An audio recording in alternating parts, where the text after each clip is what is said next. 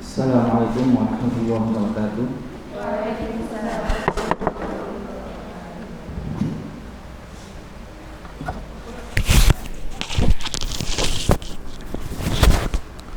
Alhamdulillah wassalatu wassalamu ala Rasulillah. Amma ba'd. Hadis nomor 19. An Abil Abbasi Abdullah bin Abbasin radhiyallahu anhuma, dari Sayyidina Ibni Abbas radhiyallahu anhuma, qala kuntu khalfan Nabi sallallahu alaihi wasallam yauman. Jadi ketika itu Sayyidina Ibnu Abbas masih belum balik, mungkin umurnya sekitar di antara 6 sampai 9 tahunan, masih kecil. Diboncengkan Rasulullah sallallahu alaihi wasallam.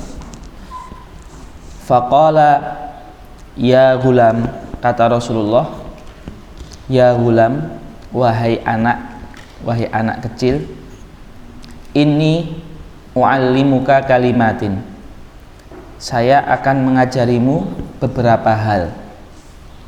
Ini menunjukkan bahwasannya mengajari hal yang penting tentang akidah, tentang iman, tidak harus menunggu dewasa. Justru sejak dini, ya, diajari tauhid, diajari iman, dikenalkan tentang Allah, maksudnya, ya, pengajaran tentang iman itu sejak dini. Ini Nabi mengajari beliau Ibnu Abbas dalam usia gulam. Gulam itu usia setelah balita sebelum balik, ya, antara 6 sampai 9 tahun.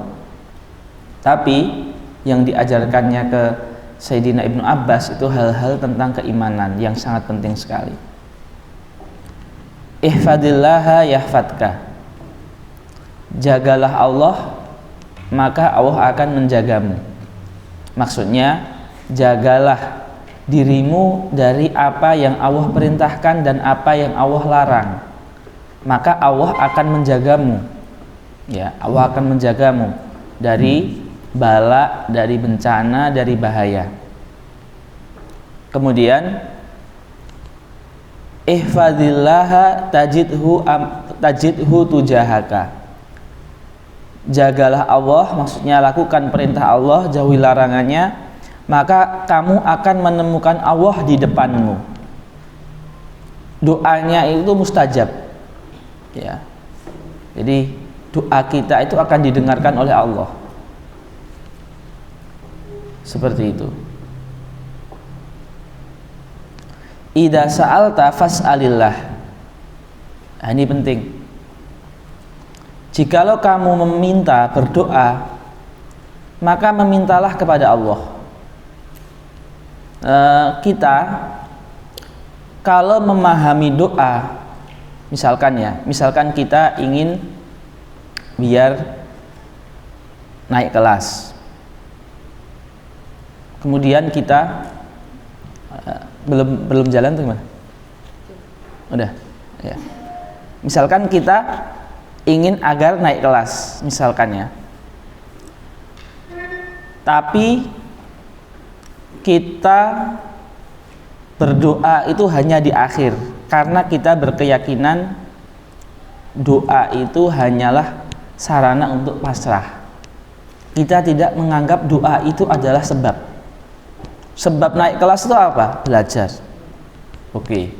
Sebab dapat uang apa? Kerja. Baik. Sebab dapat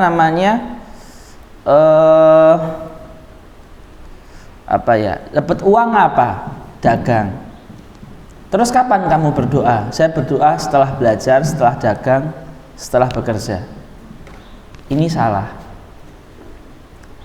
Imam Ibnul Qayyim di dalam kitabnya yang berjudul Ad-Da' wad Dawa, penyakit dan obatnya, beliau menyebutkan bahwasanya doa itu adalah sebab terbesar. Jadi doa itu bukan ekspresi kepasrahan. Doa adalah salah satu dari sebab. Jadi sebab naik kelas itu apa? Berdoa dan berusaha. Jadi berdoa itu tidak boleh kita jadikan sebagai penutup acara. Ini menunjukkan bahwasanya ketergantungan kita kepada Allah itu tipis, iman kita tipis, tauhid kita tipis. Berdoa itu di awal, ketika, dan setelah. Sebagaimana tawakal itu di awal, ketika, dan setelah. Di sini hadis itu menunjukkan itu. Idza sa'alta fas'alillah. Jika kamu meminta, maka memintalah kepada Allah. Wa idza sta'anta fasta'in billah. Jika kamu membutuhkan pertolongan, maka mintalah kepada Allah. Wa'lam. Nah, kemudian ya, hadirin yang dimuliakan Allah ya, Sayyidah Aisyah itu pernah diriwayatkan dari beliau meminta Allah segala sesuatu sampai ketika sandalnya putus itu juga meminta kepada Allah. Ya, jadi sahabat itu meminta Allah yas'alullaha kulla syai', ya, hatta tali sandal, meminta Allah segala sesuatu sampai tali sandal pun diminta ketika patah putus.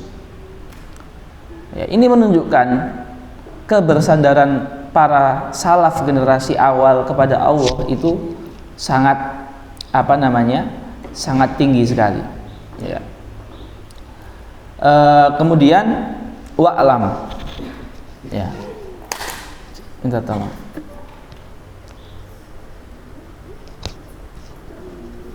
Ya. Ada yang kucing, coba ambil.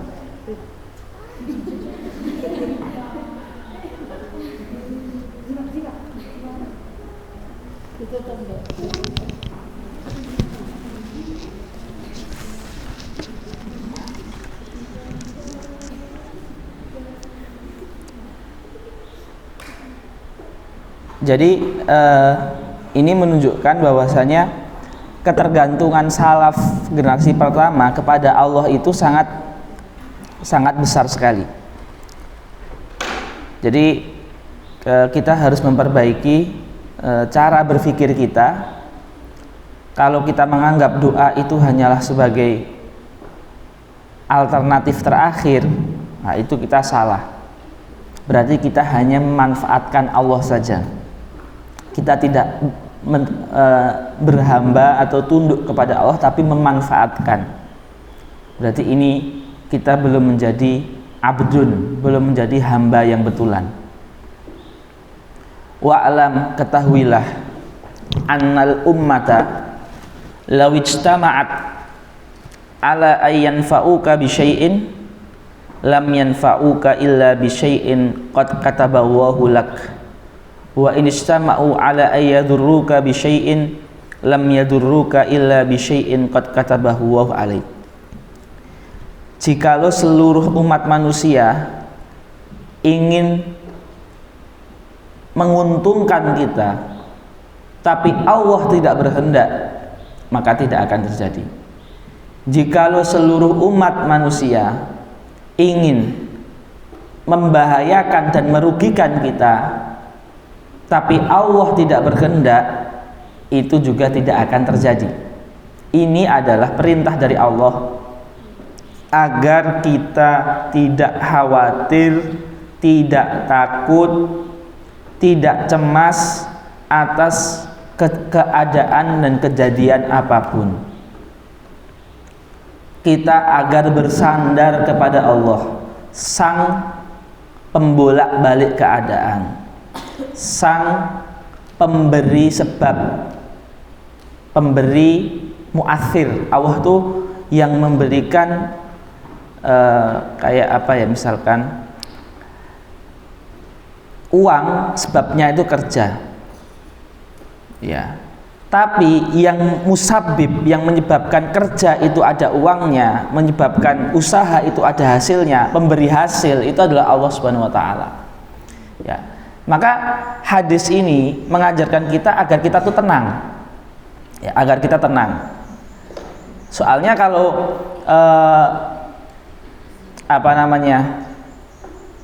kita itu menganggap bahwasanya pemberi hasil, pemberi manfaat, pemberi madorot itu adalah usaha kita, ya, maka kita nanti akan bersandar dengan kemampuan kita sendiri, ya, kita akan bersandar dengan kemampuan kita, seperti itu.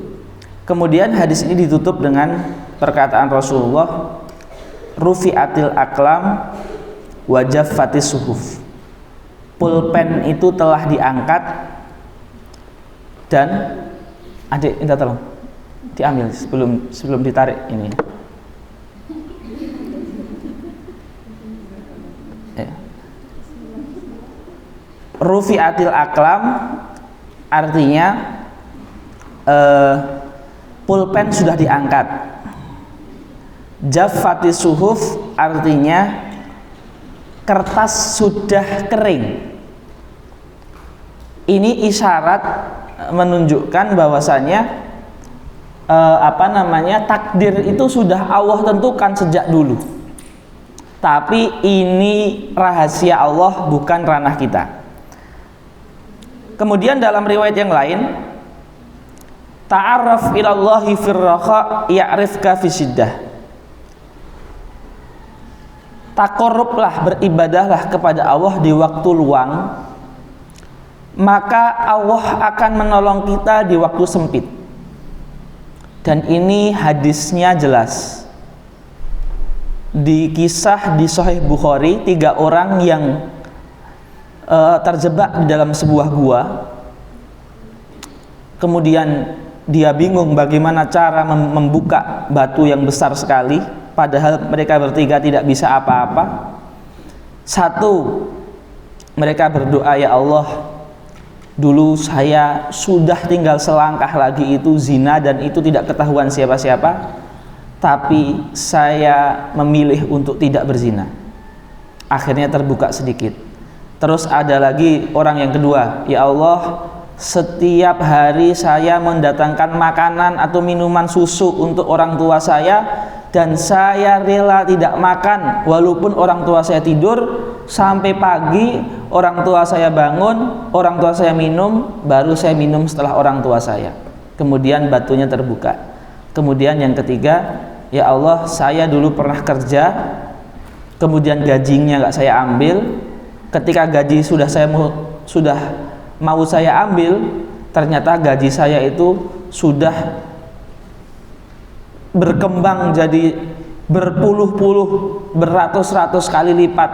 Sudah nggak bentuk gaji lagi, sudah bentuk harta yang melimpah. Karena ternyata sama orangnya itu sudah diinvestasikan, ya, seperti itu. Kemudian dia merelakan itu semuanya, kemudian terbukalah pintu gua tadi. Nah, itu tiga-tiganya itu adalah amalan ketika masa sehat. Kemudian amalan ketika masa sehat, ketika masa bahagia itu dia pakai untuk dimudahkan ketika masa sulit, ketika masa berada di gua tersebut, dan Allah ijabahi, ya. Jadi ibadah di waktu lapang itu pahalanya besar sekali dan merupakan sebab ditolongnya kita ketika kita di waktu sempit. Ya, kalau dalam sehari-hari itu teman di masa pas lapang, pas kita kaya, ya, pas kita itu di masa sukses kita memuliakan orang, ya, tidak melupakan, maka nanti di masa susah itu orang akan menolong kita juga. Tapi kalau kita hanya dekat ketika masa sempit kita, ya, maka itu cuma kepentingan sesaat saja. Ketulusan itu tidak terbukti seperti itu, ya. Jadi ini hadis ini sangat penting sekali, terutama untuk membuat kita tenang dan agar kita selalu mengambil sebab yang terbesar dalam beribadah, yaitu berdoa. Wa'lam annama akhta'aka lam yakun liyusibak wa ma asabaka lam yakun liyukhti'ak ketahuilah bahwasannya yang menjadi jatahmu tidak akan kemana-mana, dan yang bukan menjadi jatahmu itu juga tidak akan ke kamu. Seperti itu. Maka kemarin ya, ketika kita mempelajari definisi takwa itu, takwa adalah takut kepada Allah, mengamalkan syariat, dan merasa puas dan ridho dengan yang sedikit jikalau itu menjadi takdir kita. Nah, al-qanaatu bil qalil. Wa'lam anna nasra ma'as sabri. Ketahuilah bahwasannya an-nasra itu adalah kemenangan. Kemenangan itu didahului dengan sabar. Jadi memang sabar ini kunci dalam kesuksesannya dunia maupun akhirat. Bahkan Allah mengatakan wasta'inu bis-sabri was-shalah. Bahkan dikatakan juga wa innama yuwaffas sabiruna ajrahum bighairi hisab. Orang sabar itu pahalanya tidak terbatas. Ini salah satu kelebihan ibadah sabar. Pahalanya itu hanya Allah yang tahu. Ya. Wa anna ma'al faraji wa annal faraja ma'al karbi. Kemudahan itu datang setelah kesusahan. Semalam segelap-gelapnya malam, maka akan datang pagi juga. Tidak usah khawatir. Jadi bahkan ulama itu ketika didatangi muridnya, kemudian muridnya itu curhat, ya Ustadz, ya Syekh, sekarang ini masalah saya menumpuk-numpuk. Beliau memberikan kabar gembira, ketika masalah sudah menumpuk berarti di situ pagi sudah akan datang. Berarti di situ jalan keluar sudah akan datang. Wa anna ma'al usri yusra, dan sesungguhnya di setiap kesusahan itu ada kemudahan. Bayangkan ya, ini hadis dengan isi yang sedalam ini itu diajarkan Rasulullah kepada seorang anak berusia di bawah 9 tahun. Ya, jadi anak di bawah 9 tahun itu sudah diajari hidup itu kita meminta kepada siapa. Hidup itu adalah tempatnya sabar. Bersandarnya kepada Allah, sikap kita adalah sabar. Bayangkan anak yang masih sekecil itu tetapi sudah diberikan makna-makna kehidupan yang sangat tinggi sekali. Ya. Berarti kalau ada yang berkeyakinan, wah, anak kecil itu belum waktunya diajari gini-gini, ya, itu kita salah. Ya. Berarti kalau ada anak yang masih baru SMP, baru SMA, kemudian dia sudah putus asa, sudah mudah mengeluh, ya mungkin karena sebelum-sebelumnya tidak pernah kita ajarkan makna-makna kehidupan seperti ini. Hidup itu untuk apa? Terus bagaimana menghadapinya? Kita bersandar kepada siapa? Ini harus kita tanamkan ke diri kita dan diri orang terdekat kita sedini mungkin. Selanjutnya hadis ke-20 diriwayatkan dari sahabat Abi Mas'ud, Uqbah bin Amrin al-Ansari al-Badri radhiyallahu anhu, qala Rasulullah sallallahu alaihi wasallam, inna mimma adrakan nasu min kalamin nubuwatil ula. Ini merupakan ajaran seluruh nabi, gak hanya Nabi Muhammad. Sifat mulia ini merupakan ajaran seluruh nabi, tidak terbatas syariat Nabi Muhammad. Bahkan nabi sebelum-sebelumnya juga menjadikan ini sebagai syariah, sebagai sesuatu yang terpuji. Apa itu? Idza lam tastahyi fasna ma syi'ta. Kalau kalian, kalau kamu, kalau kita tidak memiliki rasa malu, maka lakukanlah sekehendakmu. Ini maksudnya apa? Hadis ini artinya adalah ancaman, bukan perintah. Artinya kalau kamu nggak punya malu melakukan yang buruk, maka ya lakukan saja. Lakukan saja itu bukan perintah tapi ancaman. Seperti seorang orang tua seorang wali santri mengatakan kepada anaknya, kalau kamu nggak sholat ke masjid hari ini, silahkan keluar dari rumah. Keluar itu bukan perintah, tapi ancaman. Ya, itu makna yang pertama. Makna yang kedua, dan ini bagus ya, makna yang kedua ini, jikalau kamu ingin melakukan kegiatan, perbuatan, sebuah sesuatu, dan akibat dari melakukan ini membuat kamu malu, maka tinggalkan. Ya, misal, naudzubillah ya, mau mengambil buah milik tetangga di pohon, karena biasanya lihat orang metikin buah kok nggak diapa-apain ya, kok nggak ketahuan ya, kayaknya saya juga nggak ada masalah ini. Nah, tapi ternyata ketahuan. Ketika ketahuan, dimarahi, berdirikan depan rumahnya, dilihatin orang yang lewat, tetangga pada lihat, nah akhirnya kan malu. Nah, makna yang kedua seperti itu.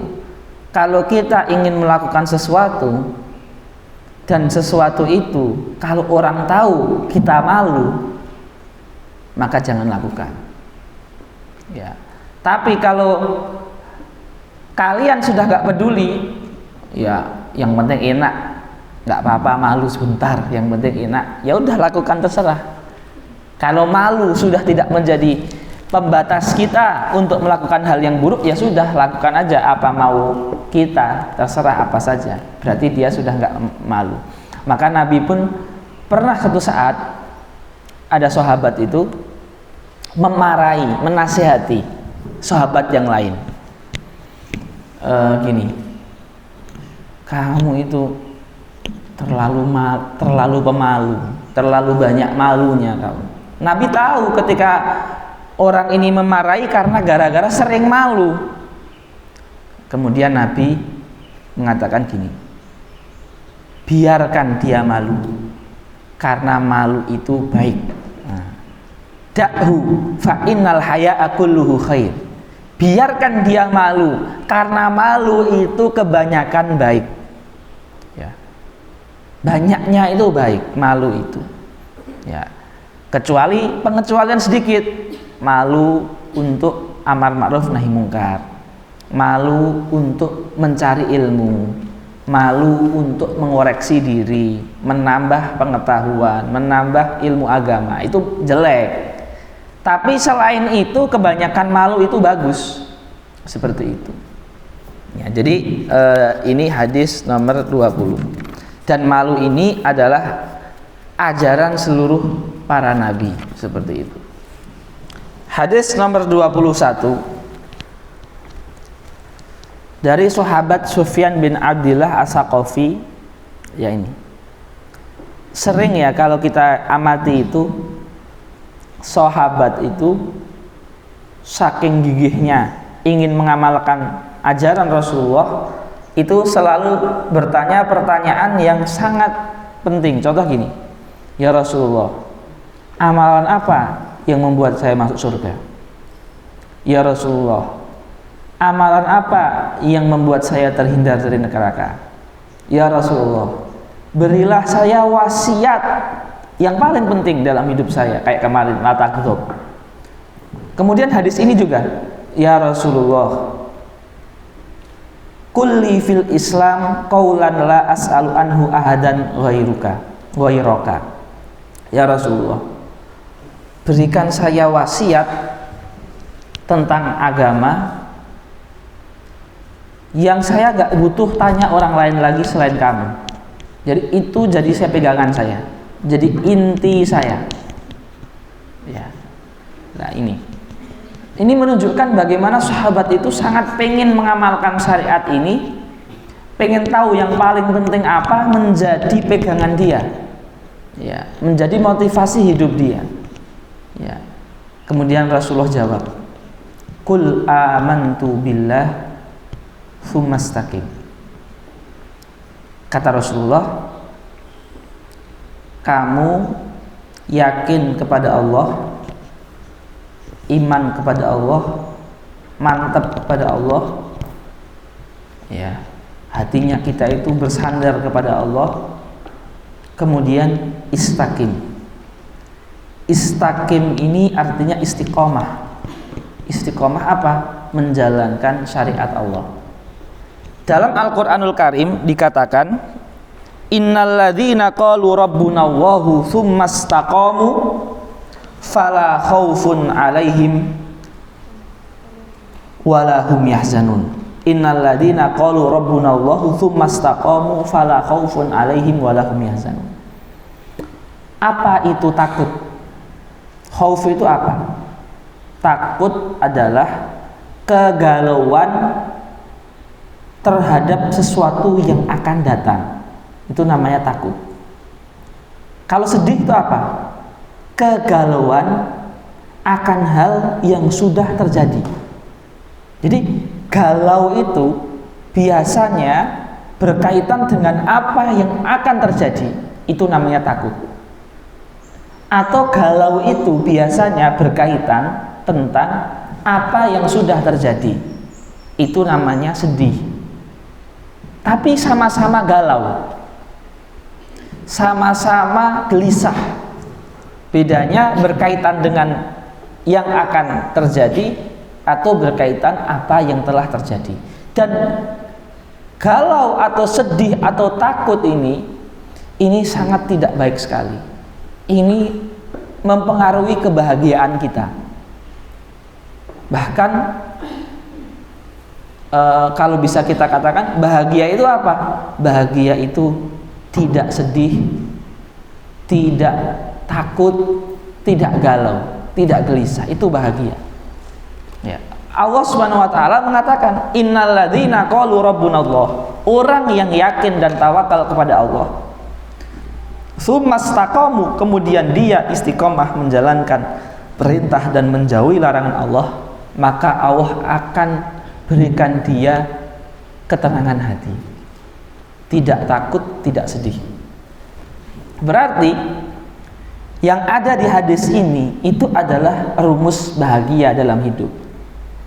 Berarti konsep bahagia di dalam Islam itu adalah bersandar penuh kepada Allah. Karena ketika kita bersandar penuh ini artinya kita beriman penuh kepada Allah. Kemudian aksinya dibarengi dengan takwa. Ada perintah dijalankan, ada larangan ditinggalkan. Maka pahalanya adalah, balasannya adalah la khaufun 'alaihim wa la hum yahzanun. Innal ladzina qalu rabbunallah tsumastaqamu fala khaufun 'alaihim wa la hum yahzanun. Jadi ini amalan yang luar biasa sekali, ya. Dan ini yang kita butuhkan dalam hidup itu, di mana kita seberapa besar badai yang menerpa kita, seberapa besar masalah yang menerpa kita, seberapa sulit ujian yang kita hadapi, tapi Allah memberikan kita hati yang tidak takut dan tidak sedih, ya. Tidak gelisah akan yang sudah terjadi dan tidak gelisah akan apa yang akan terjadi. Ini yang paling penting ternyata yang kita cari, seperti itu. Dan solusinya ada di hadis ini. Qul amantu billah tsumastaqim. Saya iman penuh, tawakal penuh kepada Allah, dan istaqim, lakukan perintah dan jauhi larangan Allah.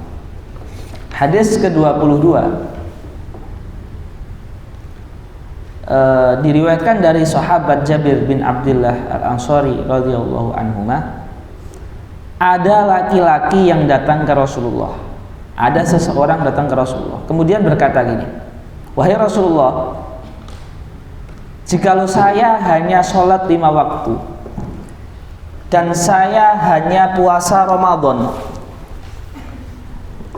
dan saya menghalalkan yang halal dan meninggalkan yang haram. Tidak lebih dari itu. A'adkhulul jannah, apakah saya masuk surga?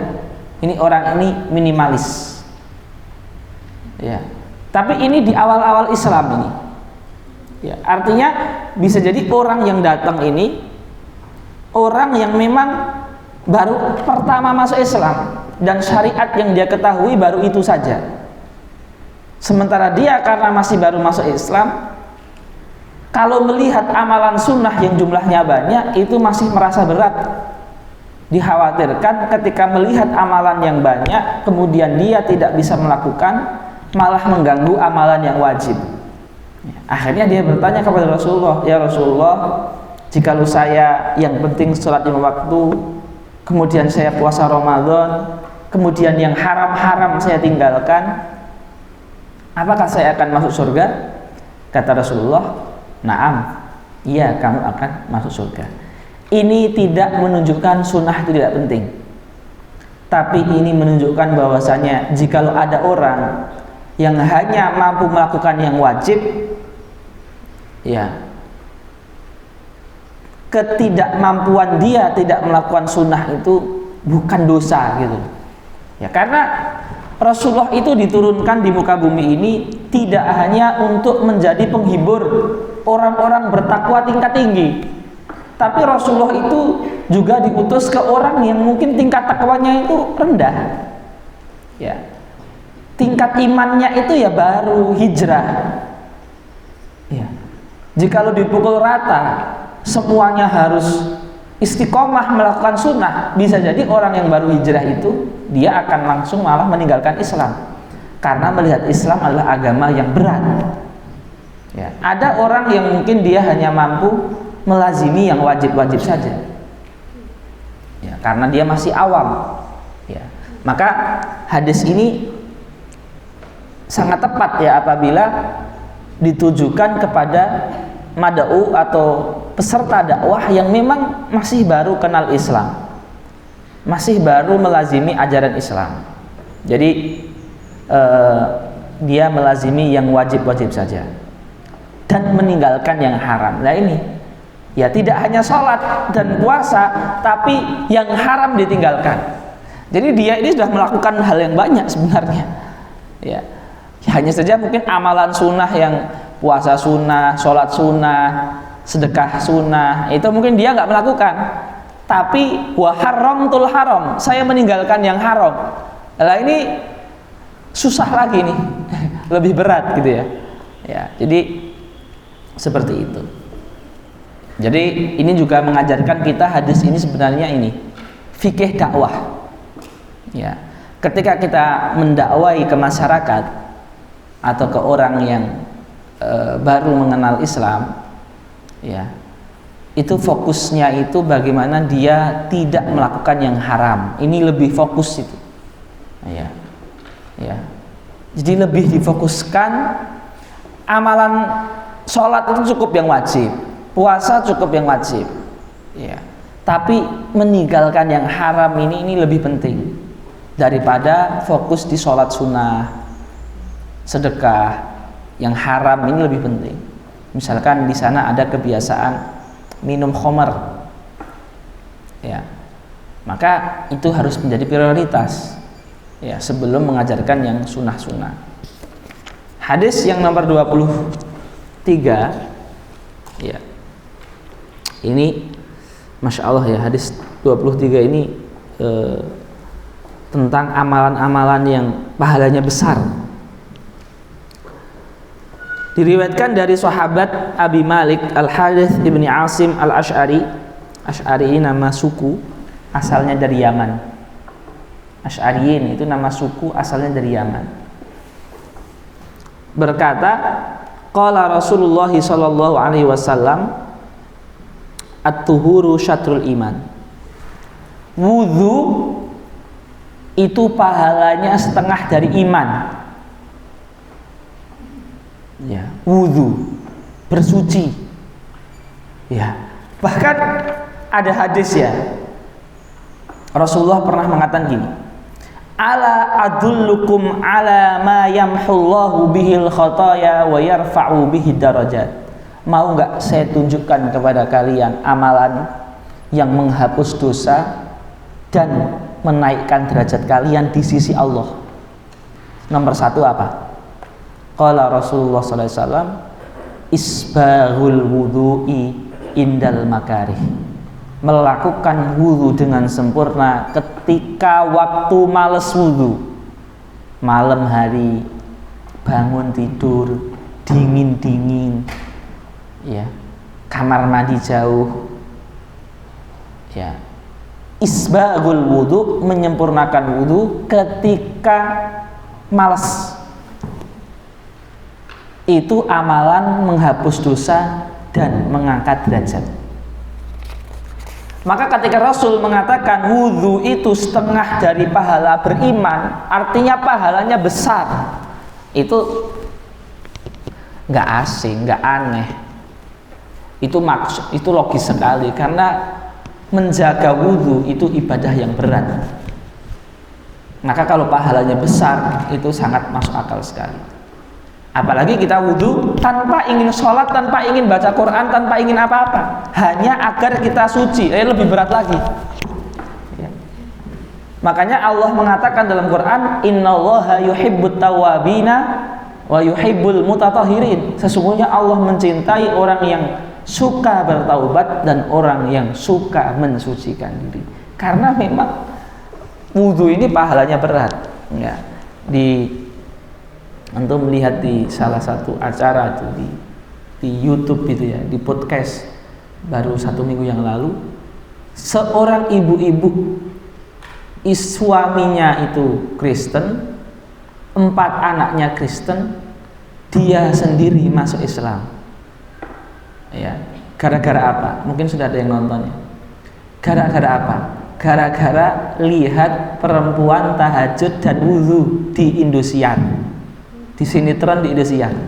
Jadi ketika itu dia itu ada masalah, ditinggal kabur oleh suaminya, terpuruk sekali, dari kaya raya menjadi di bawah miskin, ya.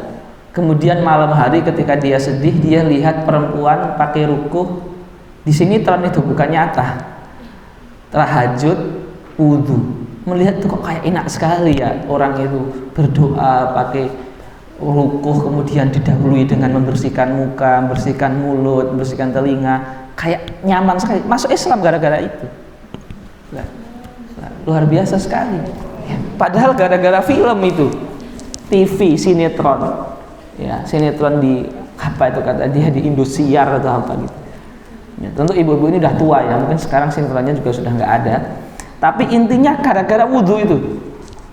Jadi dia itu kayaknya enak sekali ya, orang punya masalah tapi tahajud, kemudian sebelumnya itu didahului dengan wudu bersih gitu, kayaknya adem sekali. Ya udah gara-gara itu masuk Islam sampai sekarang, dan 4 anaknya masih Kristen semua, ya. Jadi itu luar biasa itu. Saya nonton itu tuh sampai nangis ya, karena terharu dengan ceritanya itu. Jadi wudu itu pahalanya besar, karena memang susah wudu itu, menjaga wudu itu susah. Walhamdulillahi tamla'ul mizan. Mengucapkan alhamdulillah itu bisa memperberat timbangan kita di akhirat. Wa subhanallahi walhamdulillah tamla'ani au tamla'u ma bainas samawati wal ardh. Mengucapkan subhanahu walhamdulillah, pahalanya itu isi langit dan bumi. Besar sekali. Wassalatu nur, salat itu adalah cahaya. Buktinya apa? Salat itu membuat kita tidak maksiat dan tidak melakukan kemungkaran, ya. Dan itu betul. Buktinya ketika kita sholat, kita maksiat enggak? Enggak kan? Berarti sholat memang mencegah dari maksiat. Mungkin setelah sholat dia maksiat, tapi ketika sholat kan enggak. Nah, Berarti sholat itu mencegah dari maksiat. Sama, zikir pun juga mencegah dari maksiat. Makanya Imam siapa ya, Ibnu Qayyim atau siapa itu pernah mengatakan, kita itu kalau nggak diisi dengan ketaatan, maka maksiat yang akan mengisi kita. Ini soal pilihan. Was-shadaqatu burhan, sedekah itu adalah petunjuk. Artinya sedekah itu akan menjadi apa itu namanya, terop kita ketika di padang mahsyar nanti. Nah, ya, orang yang banyak sedekah itu akan di iup-iup, akan diberikan iup-iup itu, akan diberikan penjaga burhan. Wasabru dia, dan sabar itu adalah cahaya. Nah, kenapa? Ini logikanya gini. Orang yang sabar menahan amarahnya, dia itu bisa berpikir dengan jernih. Seperti cahaya, bisa berpikir dengan tenang. Berbeda dengan orang yang nggak sabar. Ketika marah datang, dia memanjakan amarahnya. Dia nggak akan bisa berpikir. Dia akan mengambil keputusan yang sangat salah. Dia akan mengambil aksi yang sangat buruk. Dia akan mengucapkan sesuatu yang sangat jelek. Gak bisa berpikir, gelap. Tapi kita yang mampu bersabar, kita akan dicerahkan oleh Allah SWT. Bersabar dari marah, bersabar untuk tidak maksiat, bersabar ketika ada musibah, bersabar ketika melakukan ibadah. Semua kesabaran, apapun itu macamnya dan jenisnya, akan membuat kita itu tercerahkan. Ya. Tapi kalau orang mau maksiat, nggak bisa sabar, langsung wah yang penting maksiat aja. Nggak ada, ya udah, hidup dia akan gelap. Tapi kalau kita sabar, kita akan cerah. Seperti itu. Wal Qur'anu hujjatun laka au alaika. Quran itu menjadi penolong kita atau menjadi musuh kita. Kalau kita amalkan, di akhirat akan menolong. Kalau kita tinggalkan, di akhirat dia akan menjadi pemberat kita agar masuk neraka. Kullun nasi yaghdu fabai'un nafsahu famu'tiquha aw mubikuha. Setiap kita ini akan mati. Ada orang yang mati tapi terlepas dari neraka, ada orang yang mati tapi terjerumus ke dalam neraka. Tergantung kita ingin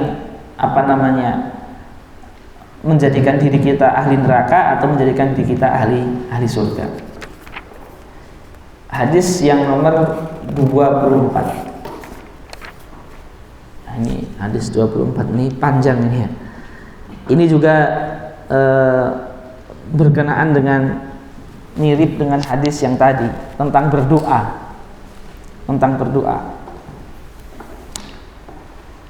Ini namanya hadis qudsi. Jadi hadis ini firman-Nya Allah, tetapi tidak dalam Al-Quran. Firman-Nya Allah tapi bukan dari Al-Quran, bukan di dalam mushaf. Namanya hadis qudsi.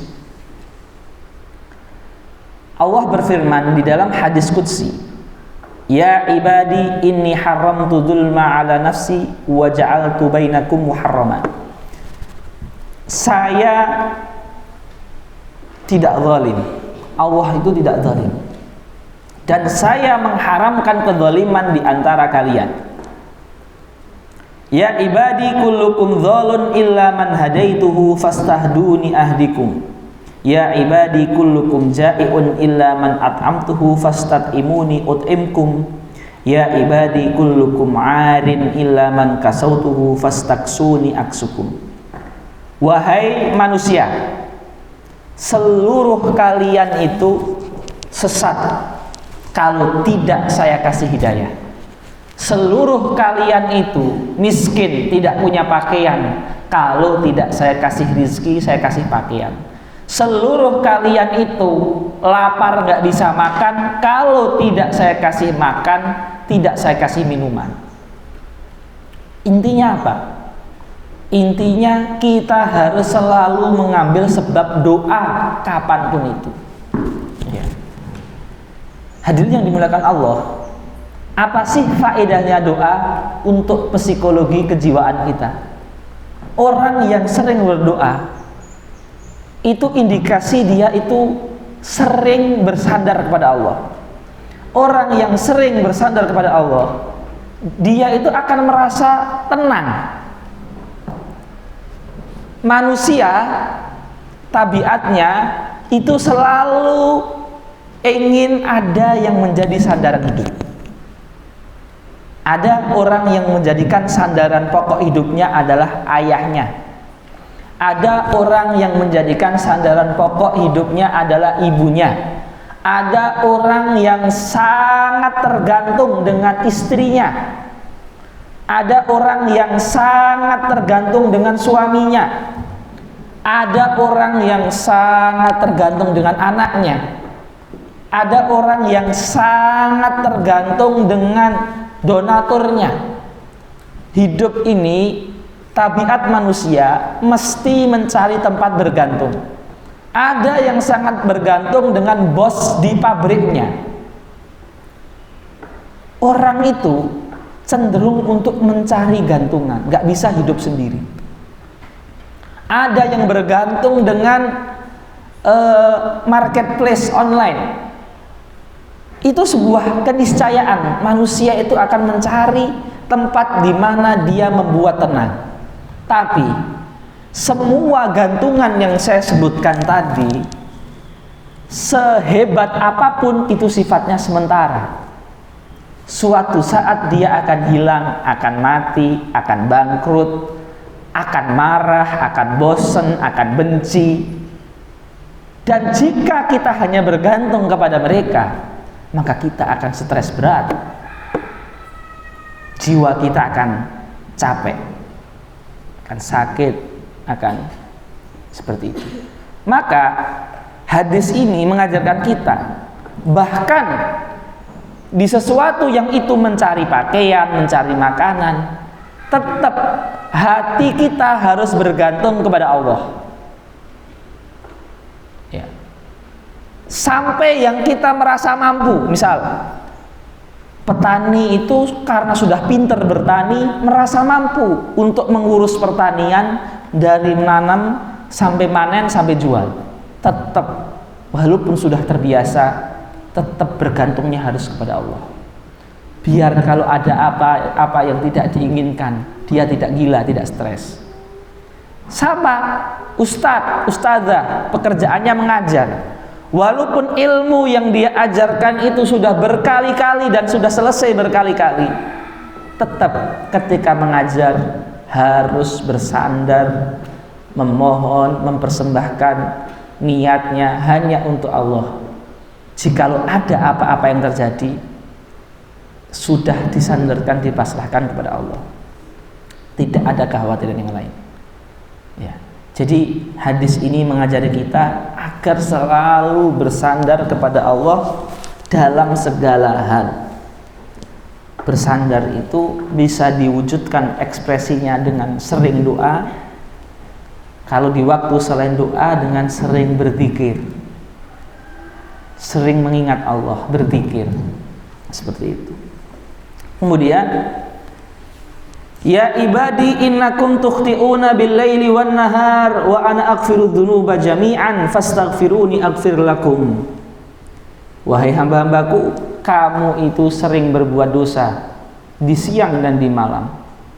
Minta maaflah, maka akan saya kasih maaf.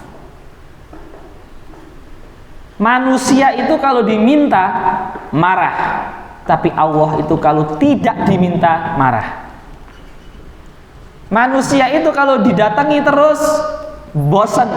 Allah kalau nggak pernah didatangi marah.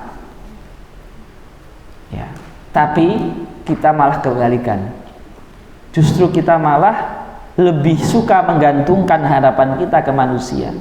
Padahal kita tahu itu manusia tuh nggak suka digantungi harapan ini. Sementara Allah yang justru marah ketika nggak kita berharap kepadanya, justru kita malah jarang berharap kepadanya. Ya. Ini terbalik. Innakum lan tablughu dharri fatadurruni wa lan tablughu naf'i fatanfa'uni. Kamu mau doa kepada saya beribu-ribu kali, itu tidak akan mengurangi apa yang saya miliki. Sebagaimana kamu bermaksiat berkali-kali, itu tidak akan membahayakan apa yang saya miliki. Saya suruh kamu tidak maksiat, saya suruh kamu bertobat dan berdoa, itu semata-mata untuk kepentinganmu sendiri. Maksiatmu tidak mempengaruhi saya, doamu juga tidak mengurangi karunia yang saya miliki. Hanya untuk kamu mau enggak gitu loh. Seperti itu. Lau anna awwalakum wa akhirakum wa insakum wa jinnakum kanu ala atqa qalbi rajulin wahidin minkum ma zada dzalika fi mulki syai'a. Walau anna awwalakum wa akhirakum wa insakum wa jinnakum kana ala afjari qalbi rajulin wahidin minkum ma naqasa dzalika min syai'a. Seandainya seluruh manusia dan jin takwa semua, saya ini ora patek, nggak ada pengaruh apa-apa. Seandainya semua manusia dan jin itu kafir semua, juga nggak pengaruh bagi saya. Jadi Allah pengen mengatakan, kamu itu seringlah minta sama saya, seringlah doa sama saya, seringlah taubat sama saya. Sebanyak apapun dosamu itu, tobatlah sama saya. Dosamu itu tidak membuat saya sakit, doamu yang sering tidak membuat saya marah. Jadi kurang welcome apalagi Allah bersama kita. Berarti kalau kita tidak sering berdoa dan tidak sering bertaubat, itu memang kita memilih jalur kita. Maka di hadis yang akan datang, fala yalumanna illa nafsah, jangan kita mencela kecuali diri kita sendiri jikalau kita terkena musibah dan sebagainya. Karena Allah sudah membuka pintunya. Doa terus, ya, nggak pengaruh bagi saya, nggak mengurangi karunia saya. Tobat terus, ya, seperti itu. Kemudian, ya ibadi, lau anna awalakum wa akhirakum wa insakum wa jinnakum qamu fi sa'idin wahid fas'aluni fa'ataitu kulla wahidin mas'alatah ma naqasa dzalika mimma indi illa kama yanqusul mikhyatu idza udkhilal bahr. Jikalau seluruh orang itu berdoa dan doa setiap orang itu saya kabulkan, enggak mengurangi gudang saya. Ya ibadi innama hiya a'malakum uhsiha lakum thumma uwaffikum iyyaha faman wajada khairan falyahmadillah wa man wajada ghaira dzalika fala yalumanna ila nafsah. Wahai manusia, wahai jin, karena jin dan manusia itu mendapatkan kewajiban menjalankan syariat. Sesungguhnya apa yang kalian lihat ketika nanti di akhirat itu adalah hasil amal kalian di dunia. Kalau kalian melihat hasil yang baik, bersyukurlah kepadaku, karena aku pemberi hidayah. Tapi kalau kalian melihat hasil amalan yang buruk, celalah dirimu sendiri. Saya di dunia sudah membuka pintu lebar-lebar. Sebesar apapun maksiatnya, saya membuka pintu maaf siang dan malam. Sebesar apapun hajatmu, saya buka pintu doa siang dan malam. Tapi kok amalanmu hasilnya buruk, celalah dirimu, karena kamu memilih untuk tidak berdoa, kamu memilih untuk tidak beristighfar, bertaubat, padahal pintu itu dibuka setiap saat tanpa syarat. Ya syaratnya kalau taubat itu apa? Syaratnya adalah menyesal. Kalau taubat itu ada tentang hak-hak adami, ya syaratnya mengembalikan hak adami tersebut. Ya itu.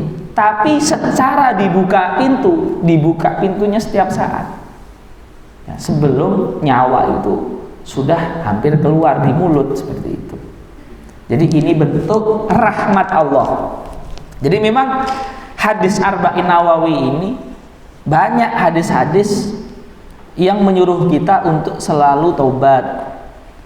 Rahmat Allah itu luas, memberikan pengharapan agar kita nggak putus asa. kemudian perintah untuk menjalankan syariat dan takwa. Maka memang di awal ya, seperti kita baca di pertemuan pertama, bagi siapa yang ingin meniti jalan ke akhirat, maka dia harus merenungi hadis-hadis ini ya, seperti itu. Memang dari awal Imam Nawawi memperuntukkan hadis ini bagi kita yang ingin meniti jalan akhirat, semangat hidup untuk meraih kebahagiaan di akhirat. Mungkin kita cukupkan sekian. Jazakumullah khairan katsiran. Semoga bermanfaat. Wassalamualaikum warahmatullahi wabarakatuh.